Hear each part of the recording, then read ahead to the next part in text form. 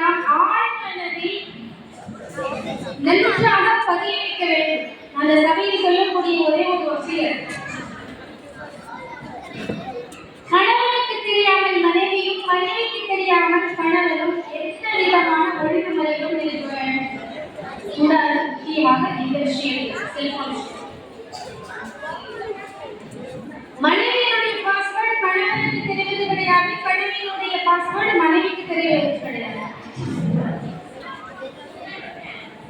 அப்போ இது தெரியாத ஒரு காரணத்தினால் இங்கே சந்தேகம் வலுப்படுகிறது. யாரோ ஒரு தோழரிடத்தில் இருந்து தோழியிடத்தில் ஒரு தவறான சிந்தனை, இதுவும் ஒரு காரணமாக இது ஒரு மூலப்பொருளாக அமைந்துள்ளது.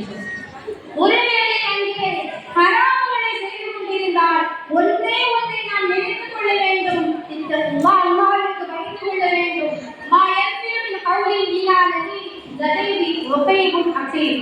நாம் செய்கின்ற ஒவ்வொரு விஷயத்தையும், நாம் செய்கின்ற ஒவ்வொரு விஷயத்தையும் வாஷ் பண்ணிட்டு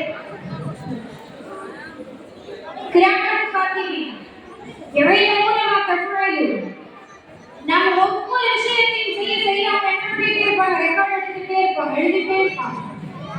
இதனுடைய விளைவு என்ன? மனுஷனை நாம் தனிமையில் செய்த அந்த பாவத்தினுடைய பிரதிபலன், இதனுடைய பயனை எங்கே அறுவடை பண்ணலாம்? கோடான கோடி மக்களுக்கு முன்னால் மனுஷத்திலே அல்லாஹ் கேவலப்படுத்தி விடுவார். அழகான பட்டோலியை கொடுத்து விட்டு அல்லாஹ் சொல்லுவார்,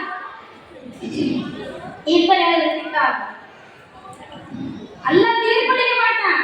கையில பட்டோலை கொடுத்துட்டு ஒவ்வொரு ஆணிடத்திலும் பெண்ணிடத்திலும் இக்கர கிதாபர் ஓ பட்டோலை நீயே படிச்சுப்பார்.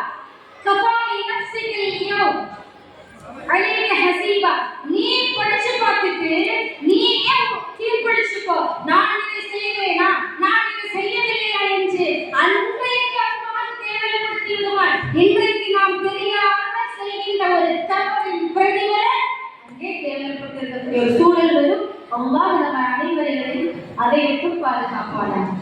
அல்லாஹ் எனக்கு எதையும் கொடுக்கவில்லை, அல்லாஹ்வின் வாழ்க்கை இப்படி என்ன செய்து விட்டார், என்ன செய்து விட்டார், எனக்கு வாழ்க்கை அமைத்து கொடுக்கவில்லை என்று சொல்லக்கூடிய ஒவ்வொரு ஆணை பார்த்தும் பெண்ணை பார்த்தும் சொல்லக்கூடிய ஒரே ஒரு விஷயம், இறைவன் நாடியதுதான் நடக்கும். நாம் தலைகீழ விட்டாலும் உலகமே ஒன்றுபட்டாலும் அல்லாஹ் நாடாத ஒன்றை அல்லாஹ் நினைத்ததுதான்.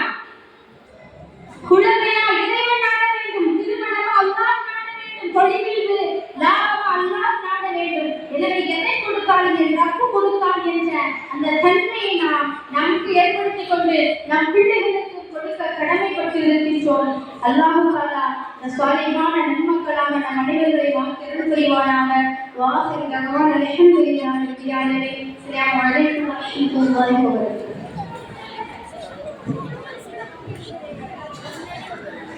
Thank you.